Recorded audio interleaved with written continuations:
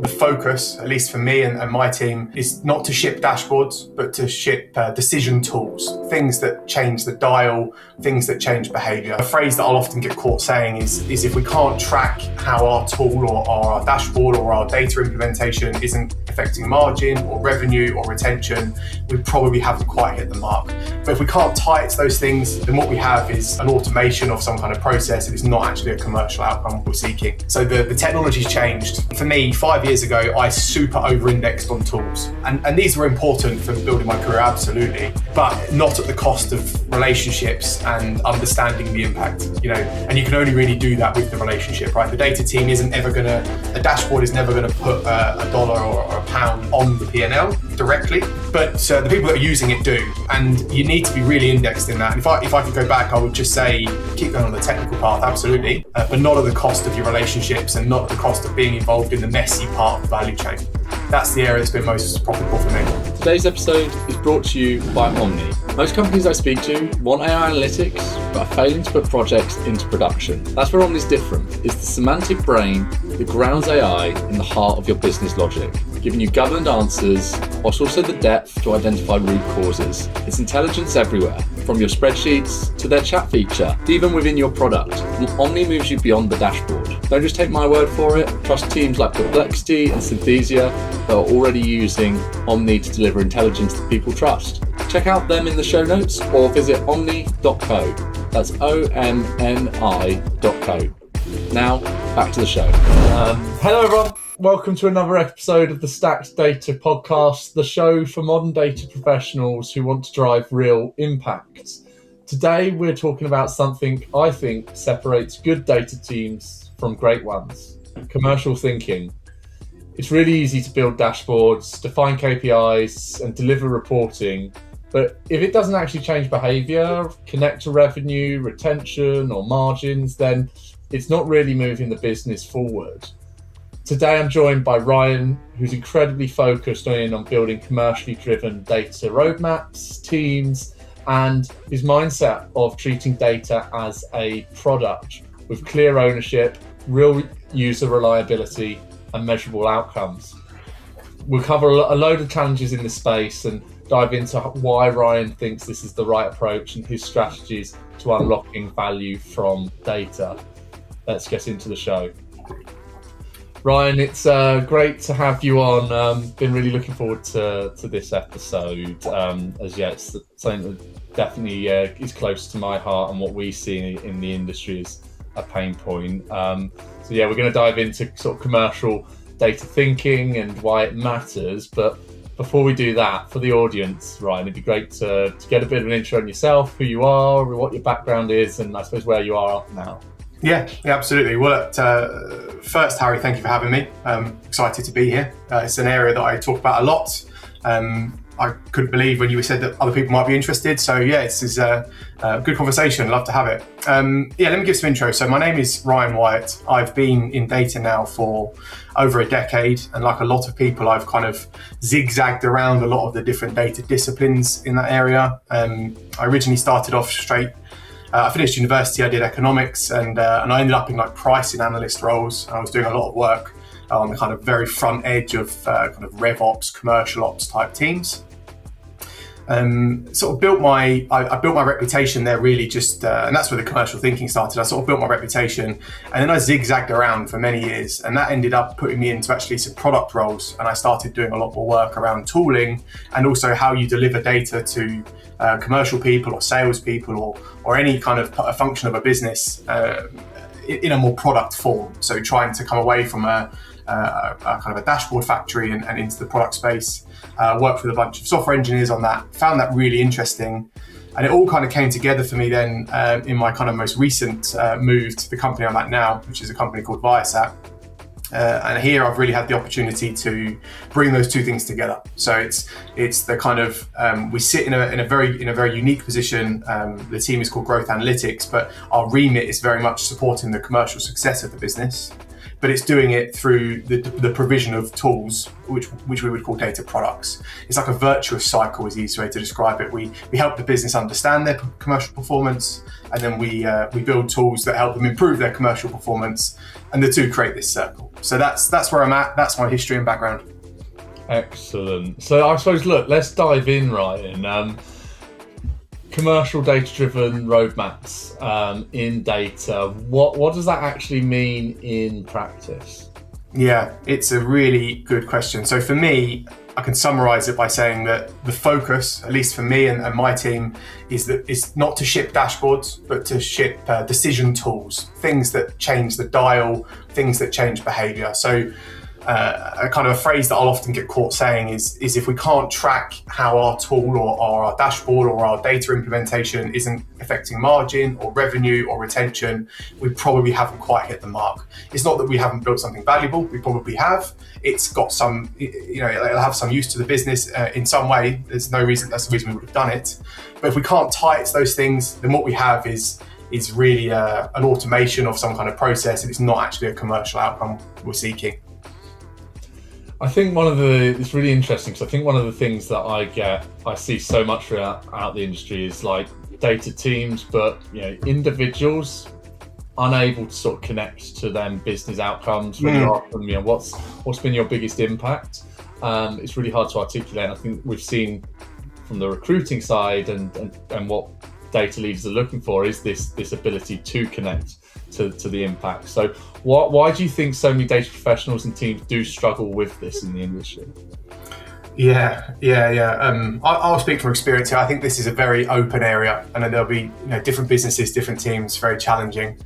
But if I had to summarize an area that I found myself in, and an area that I think I speak to when I peers and colleagues and at meetups, the kind of stuff you guys are hosting and other people are hosting, I tend to find that the teams that suffer with this the most are the teams that have become hardwired around outputs, and they've kind of dissipated from the outcome side of things. So they're rewarded, and their impetus and their focus as a team is normally getting requests turned around as quickly as possible, things like time to insight metrics. These are valuable, by the way. This isn't me kind of bad-mouthing these. I think they're important things we should measure, but it shouldn't be the primary focus of the group, because it creates this cycle where you're focused on delivering the request as quickly as possible, and then you sort of improve your processes and you get better at doing this, and then of course that almost inevitably spawns two more requests, and so you go back on the conveyor belt and you deliver those two requests, and over time you become this sort of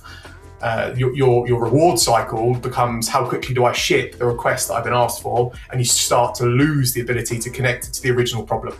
And that's where it's not something that happens overnight. I don't think anyone sets up to do this. I think it's something that happens over time under increasing amounts of pressure to deliver, and you just see the two start to come apart. I couldn't agree more. And I suppose what happens when for the relationship when this does start to come apart more, and how I think the problems are how you're perceived internally if you are seen as a support function. So why is there that problem, and how can you help navigate that? The perception. So I know we've spoken about this a lot because perception's so important. If you're joining a business, a lot of I recruit and obviously I speak to other people that are looking to build teams, and perception is one of those things that comes up very early in the conversation for data people now. I often get asked the question up front if I'm looking to bring someone on board. They'll say to me, how is the team, how do you work with your colleagues in the business? How does the team get perceived in the business? And so it's I think it's a topic that's particularly for people more in the more junior roles looking for impact more so in their career. It's a big thing, and so if as these things come apart, what tends to happen, I think, anyway, in my experience, I'll give you some examples. So over time, you get very good at delivering on the exact request, but what tends to happen is it creates a bit of a serve and request process. So the business will submit the stuff to you, you'll go away, you'll work on it, you'll come back, but you're no longer necessarily in the room or connected to the problem. That's the start. And then over time, you kind of lose your ability to sort of influence the thinking about what it is they actually need. So as a data expert, you probably understand what's available. That's probably the very key thing you can bring to that conversation that isn't always obvious when you're being asked for a request. So you know whether it's even possible to start with, or if it's not possible, you know potentially how to achieve it in a different way or a different outcome. If your perception is that you're the person to get things done, but not the person to support solving the problem, you'll often have to spend most of your time just connecting those two things in that request backlog. So this is like a thing. And unfortunately, for me, I've found this in the past, is this gets worse over time. So the better you get at kind of responding to requests quickly, the more you tend to start introducing safeguards to protect yourself from ambiguous and messy requests, because you realize that they're the ones that are slowing you down. And of course, it's the messy bit is where all the commercial decision making is made. And so over time, it gets worse and worse. Actually, you start to find it really difficult. Your stakeholders no longer see you as a partner in that relationship. They start to see you as the techie person. And of course, it's very comfortable to sit there, and a lot of teams do. And that's where the perception then, once it gets to that point, it's kind of a lagging indicator. The process, the funnel is broken a little bit, and you need to start working out. And certainly for me in the past, I've had to then start to say, well, in which areas do I think I can have more influence? And how do I convince these people that what I can bring to the table earlier is actually worth more than what I'm capable of doing with the data afterwards? And that's the relationship change I'm seeking to create when I'm looking to change perception in the group that I'm in, or in a team that I'm working with over time. It's not a one and done answer. It's a slow one thing. No, it's definitely not. I think the thing you also said is like that, just building up that trust through communication, understanding what the pain points are, being able to take them through how you can help them is I think probably strategies of how you can rebuild that trust if that gap has started to split. It might be a good sort of segue to talk about, I know you've mentioned when we've spoken in the past about how sort of software engineering and product is probably a few years ahead of where data is in its maturity and development as a department. Like, what lessons do you think we could take from software and product teams? I suppose they come under different pillars because software is more of a ticket team, but how they work with product. Yeah, what lessons do you reckon we could bring from them?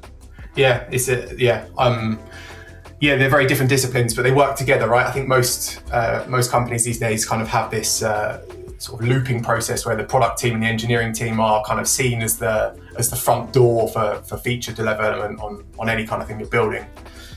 Before we jump, I was going to say actually on the perception thing, because it leads nicely into product, is as your perception starts to slide, and I think a symptom I've noticed over the years is if your perception starts to lag too much, the business will create the capability that you're looking to fill. That kind of they will create it around you. So the example I'll give is and it leads into why the product thinking is so important. Is we did start to see, this is kind of in a reverse trajectory now, thankfully, but finance teams will spin up analytics departments, or they'll spin up RevOps departments.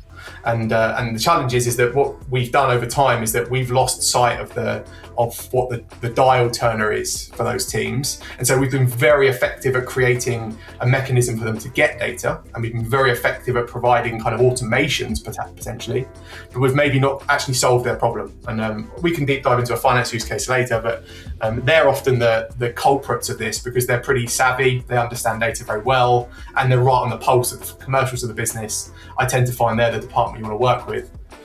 And then that leads into product, right? So when you're trying to reverse that flow, I think that's the first I always say, the thing that product has been so influential for me in my career, the way to think about things is that you can actually boil down product. And I'm kind of ignoring you can get talking about agile at this point. Let's park all of the methodologies for now and just talk simply about how do we organize our thinking about what to build for who, for what purpose. And that's really what I think about when I think about product. You can really rationalize it, and I'm going to oversimplify here and probably upset some people, but you can really oversimplify it to really clear ownership, really clear life cycle, and like an always on reliable mantra. So I'll go into a bit more detail. Clear ownership is not just who owns the dashboard, but who's going to use that dashboard to make a decision. They own that product as much as you do in this cycle, right? at some point we'd like the business to alter course or potentially not alter course, but we'd like the business to make a decision. And the chances are the data person is not going to be the person to actually make that decision. But that means that the ownership of this kind of product you're building needs to have some accountability in the business. You need to have someone who's there saying, if I had this information, this is what I would do with it. And so that's what I mean by clear ownership in this space. I think product has had this for a while. They've kind of had, the product owner is often the proxy for a customer. And so in our sense, we might not have a product owner, but we'll still have products. And the product owner in this sense would be someone in the business who's making a decision. Contracts, sort of life cycles is a big one. One of the things, Harry, you've asked me about a number of times, I think we're going to talk about it a little bit later, but we did a big rationalization exercise of dashboards in the organization a few years ago. It's still ongoing, to be honest. And I think life cycle is one of those things in product that's super hot. And it's, a good product manager will always be looking at not just what features to build, but also what's not being used and what do they need to get rid of. And I think that's a really strong, it's not natural for data people. We spend so long curating and thinking and getting really complex logic built. And sometimes it starts to fall flat, and we need to be so much better at just saying, no, it's gone, it's finished, archive it, move it away, consolidate it. It's over time, it's one of these problems. It's a perception problem because it creates fractions in the data warehouse or in your BI landscape.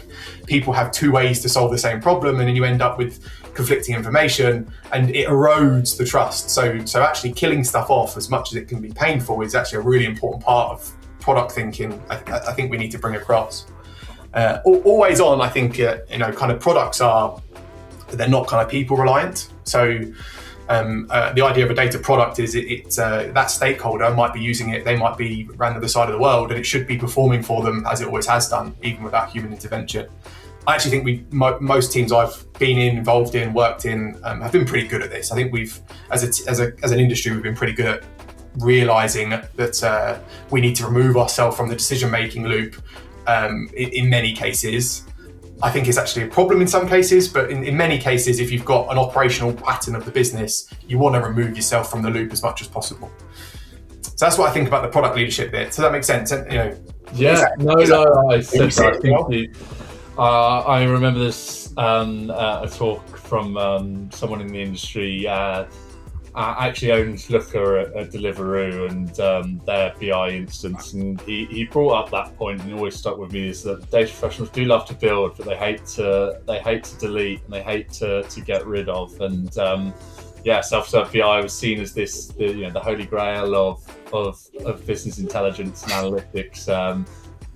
I've got plenty of horror stories that some of which we covered on this podcast about bloat and the challenges of discoverability, etc. And I think the point that you made around ownership is really key, both who's the owner on the data side, but I haven't maybe heard it framed like that with the owner of the customer, whether that's an internal customer or whoever, and making sure that they're accountable to actually using it. And I suppose that's where you need to be that business partner.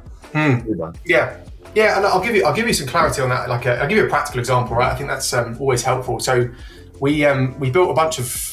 Over the years we've built countless numbers of solutions for different people. What we found though is sort of about 6 to 8 months ago there was an operational process in the company that wasn't perhaps running as smoothly as it could, and there was a lot of requests, and everyone will have heard these requests. We need better metrics. We want a single dashboard. These are kind of common things. And so sort of, followed my own advice on this, and me and a couple of members of the team, we really sought to understand what the kinds of decisions were being made in that kind of thing. And we delivered an iteration of this dashboard. It was pretty good. I thought it kind of covered their bases. What we found with that is it was sort of being exported into PowerPoint, being sent out as a pre-read, questionable amount of punch on that. We're not 100% sure whether it's actually being used, but at least we had some consistency. The thing that changed the game wasn't the redesign of the interface, wasn't the tool, it wasn't the metric design. The thing that actually changed the game was that the finance VP said, you know what, I'm going to bring this up. You're going to come into the room with me. So you're going to be there if anything goes wrong or anything breaks. But I'm going to bring this up, and we're going to go through it line by line, metric by metric, on the dashboard in the meeting.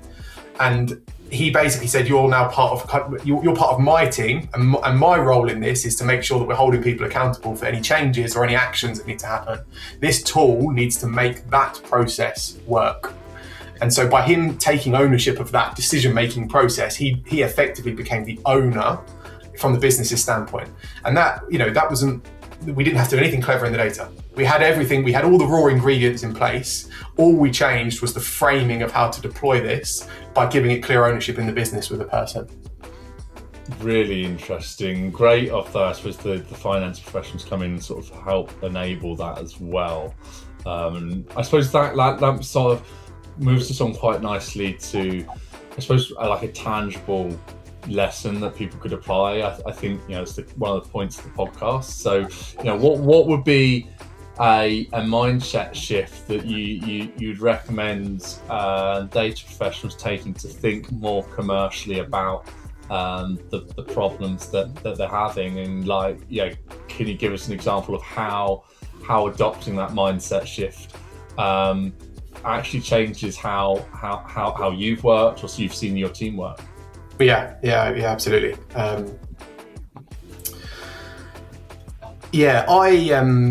I will borrow something from a colleague, a previous manager of mine. He sort of talks about people in the sense of being operators, which I always found a little bit ambiguous, but I think it makes a lot of sense in the context of this question that you've just asked, because your commercial data people are technical enough to do the data job, absolutely, but they're actually embedded. They're operators. The bit they get the kick out of, the bit they like, the bit that they see as most valuable, is when they're tapping the sales director on the shoulder with a piece of information that they probably didn't know from an investigation they're doing over here, or that they're facilitating some kind of interlink between the customer support team and a regional sales team on a particular issue that's going on. They don't see their role as purely getting data to the front door. They see the role as getting data into the hands of the person or the thing that's going to make a difference. And that last mile of work is purely operator work, right? You could argue you don't even really need to build the data to do it. In fact, some of the more recent developments in my kind of domain have been having people that are far less technical than we've ever had, but much more data savvy. And that's because we've really sort of embraced this idea that you want these people, in the truest sense of the word analyst, to be taking stuff into that operational flow of the business, not just delivering it to the front door. I think that's, so for me, if I bring it right back to the thing, which is what would you kind of do, what would I recommend or what would I do differently? I would say sort of try and open up that last piece. So get data to the front door, get it to the dashboard, get it to the point where it is, and then say, what could I do after this? Let me go and read the dashboard. It's another thing I personally don't do enough of, and I think my team probably don't do enough of, is go and look at the dashboards we've actually built ourselves. And then let's say, well, what would we do? And then let's go and ask someone else. Let's take that insight to them. Let's see how they feel about that, and let's see why they're not actioning that. Did they not know about it? Or if they did know about it, is it not quite right? Let's build a network around these things and become a bit more of an operator in that space. Great advice, especially that last mile. I think another way you can frame it is it's the so what. To what you've built, whether it's an insight, a dashboard, and exactly what you said. What's the next stage? What decision would you make off the back of that? And I think if you're then having a chance to run that and actually tell and make recommendations to the stakeholders, you get that better feedback loop of, no, we don't like that because of X, and then maybe the data is you can change their opinion because actually they haven't seen something. So that's really, really, really helpful. I think another thing that you're super passionate about, Ryan, is sort of treating data as a product. We've obviously mentioned stealing some stuff from the product space, and you've sort of dropped in about building data products already. The term's growing a lot in the industry, but let's start the basics. What is the term sort of data as a product, and what does that mean in practice? Yeah. again, this is one of those questions. Culture is a big one. Another one is I get asked a lot is around data as a product. I haven't really landed on the perfect analogy, but I would say a good place to start would be to treat data. Think of it like an internal SaaS tool. I think that's the simplest way to start the thinking process. Now, not everything fits this perfectly, but I think this is a really great place to start. So, we'll build on some of the themes earlier. So, with clear ownership in a SaaS tool, when Salesforce come in and they sell a piece of software to a company, there's an owner on the internal side as well, right? You'll have someone who's implementing Salesforce. They're ensuring that people are onboarded to Salesforce. You need to think about your data products the same way. Who have you got that's on the inside of that process, who's going to bring that stuff through? Sort of defined focus on the life cycle, making sure you're turning things off. I don't think it needs to be as well defined as some of the products. It doesn't need to be a full implementation of a product mindset, but I think taking some of these high level categorizations is an important thing.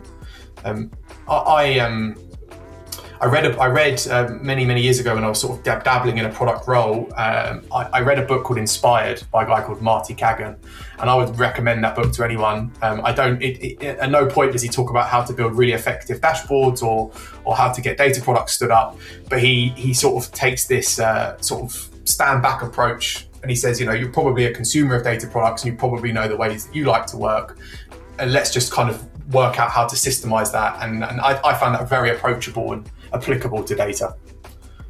Excellent. Well, we can definitely put a link to that in the show notes. And yeah, I think you can definitely borrow a load of stuff from outside of from the industry. Maybe it's a good time. You mentioned obviously about the this project earlier, and it's something I know we've spoken about a lot.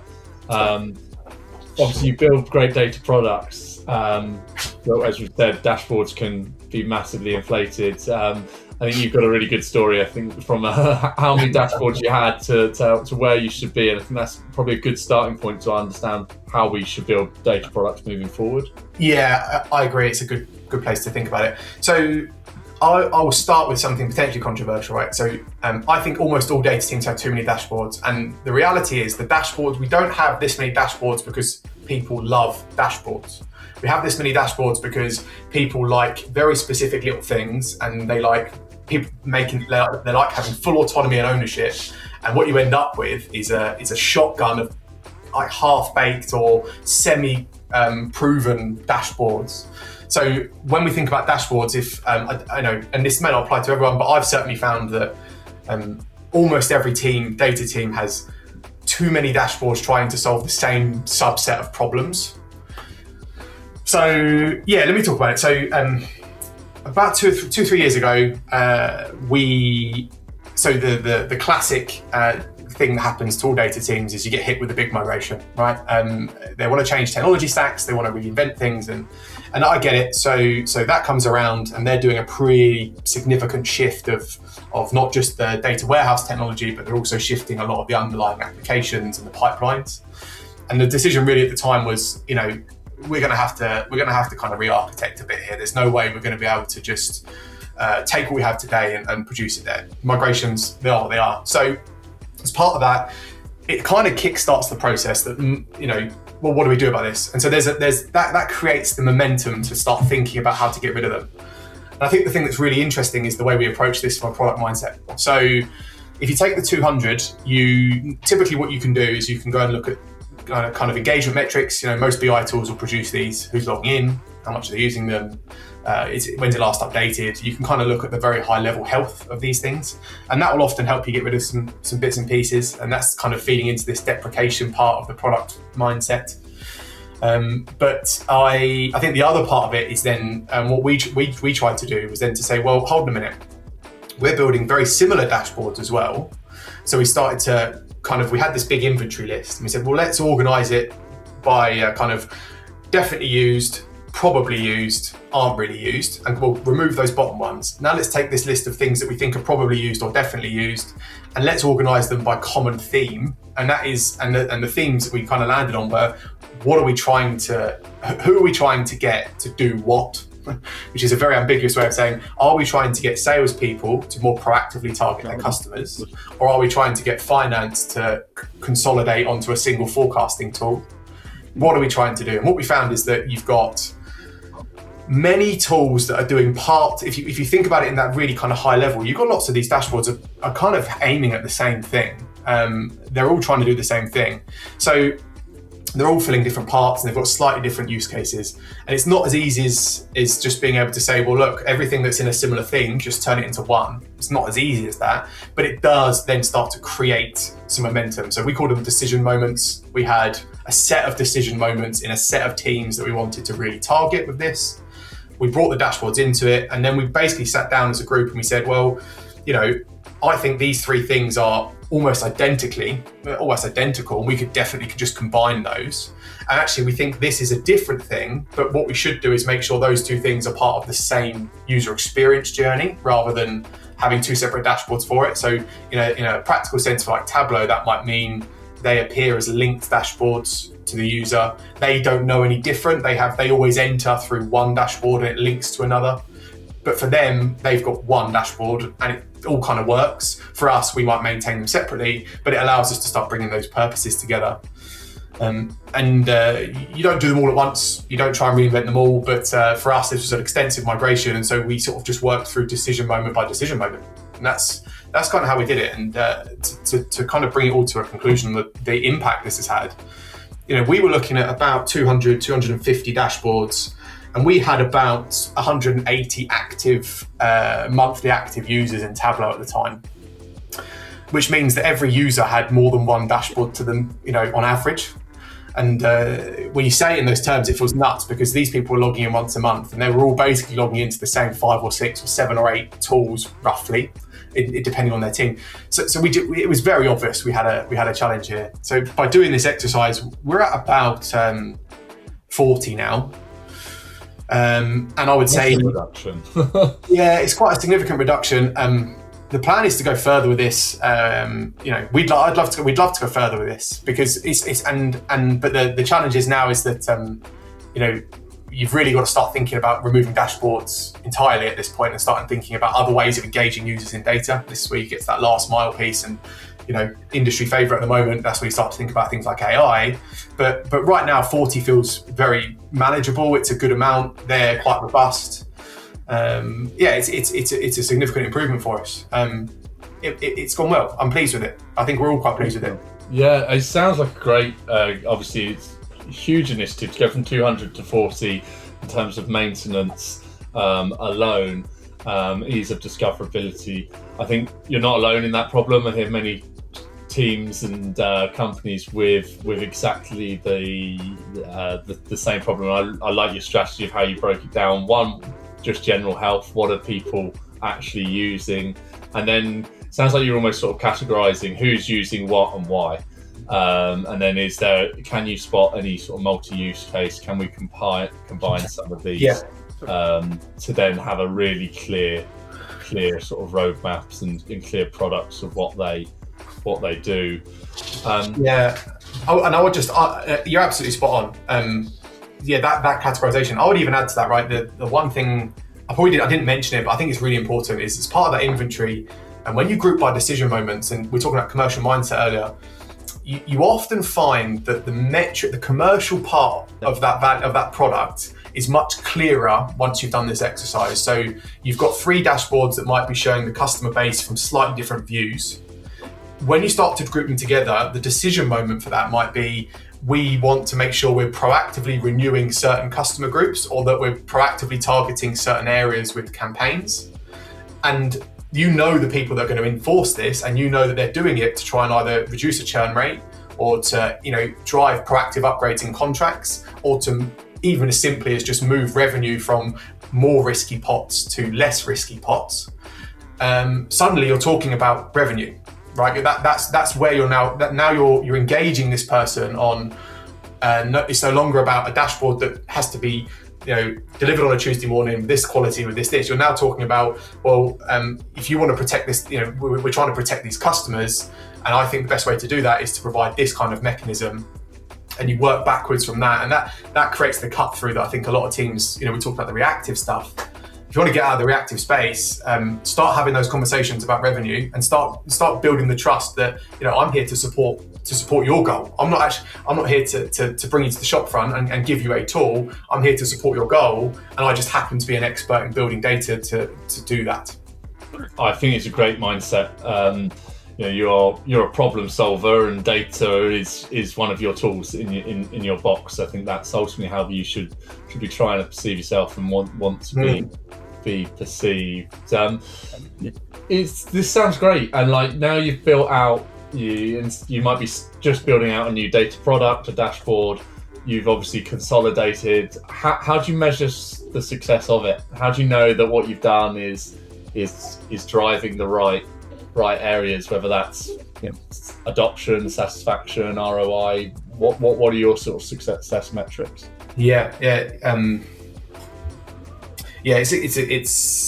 It obviously varies, but I would say generally speaking, and I'll reinforce what I said right at the beginning of all this, which is if we can't tie it somehow to a revenue-based or a cost reduction-based initiative, then we probably haven't quite got the product direction right yet.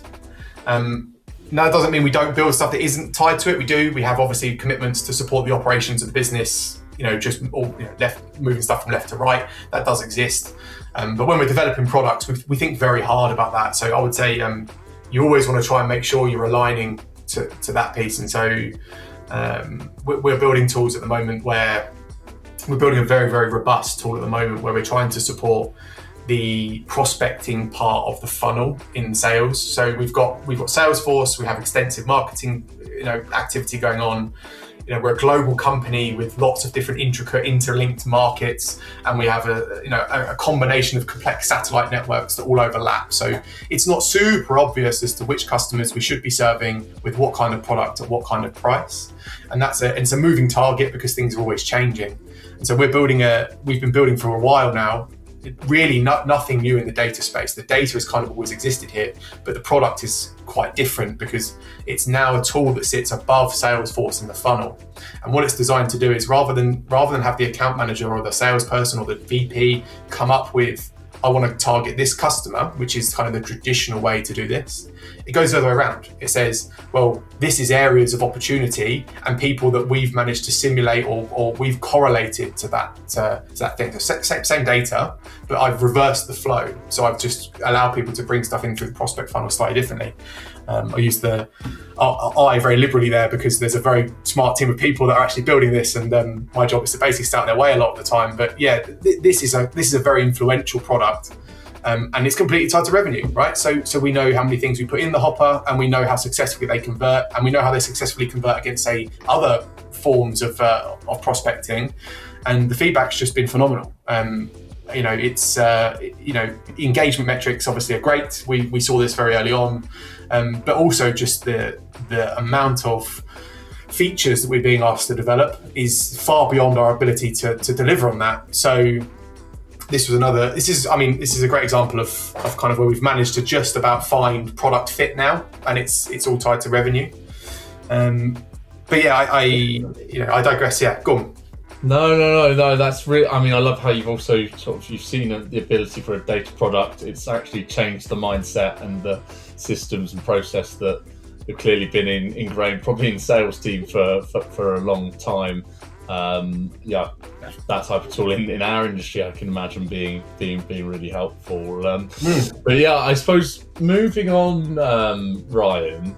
I think one thing that we're talking about, building products, consolidating. There's always 1,000,001 requests from data teams. I haven't seen a single data leader that has not got, or data professional that's not got 1,000,001 things to do and priorities to work on. So, what have you found as the best and most effective way for you to identify and prioritize the problems and the work that you should be focusing in on? Because I think that's something that people can get a lot of value from. What should I be working on, and how and why should I be working on it? Yeah. Yeah, it's it's a great question. So I've definitely made mistakes here where I've felt like I needed to invest or index into something in particular because it was a big problem. I think everyone has, right? They've built things that are very, very great. They're fantastically competent, technical and brilliant solutions that don't really sort of solve problems. I don't have a clear kind of silver bullet on this, but what I have found in my experience is the problems that tend to be the ones that are really worth solving are normally they're normally ambiguous in nature. So you're unlikely to get it's unlikely to come to you as a fully formed idea. Depending on your relationship with the stakeholder and their level of data maturity, you may get something that's reasonably mature, but it's unlikely to come fully formed. I think that's these problems, the ones that are worth solving, are normally quite nebulous and challenging to start with. I would say that they're also normally pretty high stakes. So they're normally ones where the only way that people can articulate the answer or the next step to that problem is very binary. If it's an answer, they go, well, it could do this, we could do this, and there's lots of ambiguity. They're not clear. The chances are that it's a problem, absolutely, but perhaps it's not something that's keeping them up at night or something that they couldn't reasonably kind of solve with the tools they have to hand. The ones where they come to you and there is a binary. They say, well, look, if we don't do this, I think we could lose this customer. If we don't do this, I think this is a market we're just going to fail in. This product is just not going to launch correctly. They may be right or wrong about this, and they may be over-egging it, but they tend to be the ones I would focus on. So nebulous, and where they don't have a really good idea as to what the outcome's going to be, but they do know that not doing something is pretty detrimental. If I can get those two things, I'll almost always invest some time figuring out what we can do to help and spending some time with them. Yeah, I think it's tying it back to what's the consequence of not doing it, what's going to be the impact. If it's either one, if it's going to massive increase in X, or by not doing this we're going to have X happen. I think that's the questions that you want to be asking. When you're asking why should I be doing it, it's not why, it's what's going to be the impact. And I think from there you can all probably reverse engineer which project's gonna have the biggest lever, and ultimately can you pat yourself on the back on and take ownership for enabling. Yeah, you're absolutely spot on. That's a great point as well. Yeah, you often have to ask that question explicitly. It's very unlikely you're going to get that. That's going to be forthcoming. It's a little bit uncomfortable. You have got to go, well, look, I could build this for you, but what are you going to do with it? Or what happens if we don't build it? And that's a little bit uncomfortable the first few times you ask it, definitely. Yeah, but I think it's just, when thinking about your own career, your own impact, your own career, when you want to go and get that next promotion, or you want to look for a new job, you need to be able to tell stories of why should someone hire you, what impact have you had. So making sure each and every day that you're focusing in on the stuff that can have the most impact, I think is something that everyone should obviously try and do. And wrapping up, Ryan, I suppose the final thing, there's a lot of teams that are still in reactive mode and want to try and move towards this more proactive, product-led type delivery. What's your advice for the steps that they can take to go on to start that journey? Yeah, I would say, in short, just one concept, one team, one at a time. This is a hearts and minds change. It takes time to get even people within the team aligned to this. It takes time for your stakeholders to accept this, and not all of them fully ever will. So it's picking off, the example we had is the finance VP. This was years ago when he first stepped into this role. Since then, his whole team are now kind of acting in this capacity for us. They're sort of evangelists for our product, and they're our kind of co-sponsors for a lot of things now. It started with one, and it's gone from there. And we've actually started to structure our team to continue this model with more and more people in that way. But it is one at a time. And I would say if you're kind of looking at the dashboards as well. I mean, for us, when we look at those big list of dashboards, you can pick some off, and you can say, this is a really strong product. It's well engaged. I can tie it to revenue. We have a really strong advocate for it in the business. You probably have most of the ingredients there, And actually, the only thing that maybe might be missing is the fact that you feel like you're in the order taking position and not in the partner position. The chances are that stakeholder you've got, that person who's advocating and evangelizing your solution, they're probably well up for you being a partner. I would imagine they're very open to having that conversation, talking about, okay, well, what more can we do? They obviously love the thing, they want to use it, it's making a difference for them. So start there, one at a time and see what you've got. I'd be amazed if most teams could highlight a couple of really strong candidates for a shift in mindset towards more product and commercial with their existing setup. Excellent. Look, Ryan, I think that's you've shared some real gems there and some nuggets, I think, in trying to change that mindset shift. And I suppose how you just build a relationship really with the stakeholders in the business. I think that's going to be, especially in the world of AI, is going to be your differentiator as a data professional. Technology is becoming easier and easier to use and to build, and not to take anything away from the building, but knowing what to build and how it's going to impact the business is just as important, if not more so important, as we move forward. So thanks for sharing everything. I suppose before I let you go, what's the piece of advice that you'd like to give yourself now that you could give yourself 5 years ago, from what you know now? Yeah, you've set me up really well for this with your previous comment. So the technology's changed, but the philosophy. So I think for me, 5 years ago, I super over-indexed on tools. I knew everything about the BI tool. I knew how to optimize, and these were important for building my career, absolutely. But not at the cost of relationships and understanding the impact, and you can only really do that with the relationship, right? The data team a dashboard is never gonna put a dollar or a pound on the P&L directly, very unlikely. You might say, okay, that's not true, you could do, but generally it doesn't. But the people that are using it do. And you need to be really indexed in that. And if I could go back, I would just say, keep going on the technical, for myself personally, keep going on the technical path, absolutely. It's important to know how to do this stuff, but not at the cost of your relationships and not at the cost of being involved in the messy part of the value chain. That's the area that's been most profitable for me, and the area I wish I'd have gone to and will continue to go into in the future. Yeah, I think it's great advice. People that can thrive in ambiguity, can make sense of it, and drive value from it, I think they're the people that continue to rise in their careers. So thanks so much for joining me, Ryan. It's been great to speak. Yeah, thanks for having me, Harry. Great time. That's it for this week, folks. We'll see you in a couple of weeks. Hi everyone, just a quick one from me. If you've enjoyed today's episode, I'd be so grateful if you could hit that follow button or leave us a rating. Even better, pass the show on to a friend who might also get some insight from it. It really helps us grow the community and continue to share amazing conversations. I also wanted to take a minute to talk to you about Cognify. For those of you that don't know, Cognify is the leading recruitment partner for modern data teams. We help some of the world's best organizations scale data and drive real value from the hires that they make. If you're thinking about building a team or making a hire and you're struggling with talent or just want some insights on the market, then I'd love to jump on a call with you and tell you a bit more.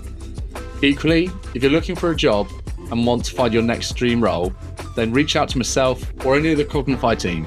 We'd be happy to see if there's anything on our books that we can help you with and give you general advice on the industry. Finally, a big thank you to Omni, this season's sponsor. If you'd like to learn more about the AI analytics that Omni can deliver you, then check out the link in the show notes or come speak to me. I can happily point you in the right direction. Again, thanks for listening and look forward to seeing you in a few weeks' time.